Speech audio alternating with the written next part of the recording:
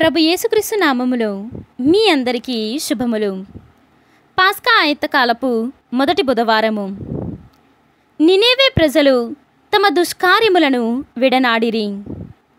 మొదటి పట్టణము యోనా గ్రంథము 3వ అధ్యాయము 1వ వచనము నుండి 10వ వచనం వరకు. ఆ దినములలో ప్రభువు వాణి రెండవ మారు యోనాకు ప్రత్యక్షమై, నీవు ఆ పెద్ద నగరమైన నినేవేకు వెళ్ళి నేను నీతో చెప్పిన సందేశమును ఆ నగర ప్రజలకు బోధింపుము అని చెప్పెను. యోనా ప్రభువు ఆజ్ఞ శిరసావహించి నినేవేకు వెళ్ళెను. ఆ పట్టణము చాలా పెద్దది. దానిని దాటిపోవుటకు 3 నాళ్ళు పట్టును. అతడు నగరము ప్రవేశించి ఒక్కరోజు ప్రయాణము చేసి 40 దినములు ముగియగానే నినేవే నాశనమగును అని ప్రకటించెను. నినేవే పౌరులు దేవుని మాట నమ్మిరి. వారు ప్రజలెల్లరూ ఉపవాసము చేయవలయునని ప్రకటించిరి. అధికుల నుండి అల్పుల వరకు అందరూ గోనె ధరించిరి.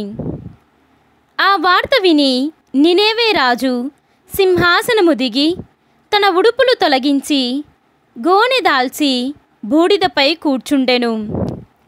అతడు నినేవే నగరమందంతటా ఇట్లు చాటించెను, ఇది రాజును అతని అధికారులను జారీ చేసిన ఆజ్ఞ. నరులు గాని పశువులు గాని ఎడ్ల మందలు గాని గొర్రెల మందలు గాని ఏమీ తినరాదు. ఎవ్వరూ ఏమీ తినరాదు, త్రాగరాదు. నరులు పశువులు కూడా గోనె తాల్పవలెను. ఎల్లరూ నిండు మనసుతో మొరపెట్టవలెను. అందరూ తమ దుష్టవర్తనమును మార్చుకొని తమ దుష్కార్యములను విరమించుకోవలెను. ఒకవేళ దేవుడు మనస్సు మార్చుకొని జాలి చెంది తన ఉగ్రకోపమును ఉపసంహరించుకోవచ్చును.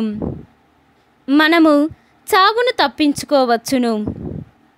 దేవుడు ఆ ప్రజలు చేసిన కార్యములను చూచెను. వారు తమ దుష్కార్యములను విడనాడిరని తెలుసుకొనెను. వారి మీద జాలి చెంది పూర్వము తాను నుడివినట్లుగా వారిని శిక్షింపడయ్యెను. ఇది ప్రభువాక్కు. సర్వేశ్వరునికి వందనములు. భక్తి కీర్తన. పశ్చాత్తాప హృదయమును వినయాన్వితమైన హృదయమును నీవు అనాధారము చేయవు. ఈనాటి సువిశేషము పునీత లూకా గారు వ్రాసిన సువిశేషము 11వ అధ్యాయము 29వ వచనము నుండి 32వ వచనము వరకు.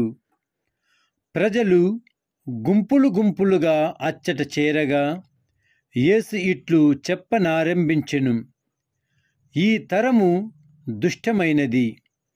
ఇది ఒక గురుతు కోరుచున్నది. కాని యోనా చిహ్నము కంటే వేరొకటి అనుగ్రహింపబడదు. ఏలన నినవే వాసులకు యోనా చిహ్నమైనట్లే ఈ తరమునకు మనిషి కుమారుడు చిహ్నమగును. తీర్పు రోజున దక్షిణ దేశపు రాణి వీరి ఎదుట నిలిచి వీరిని ఖండించును.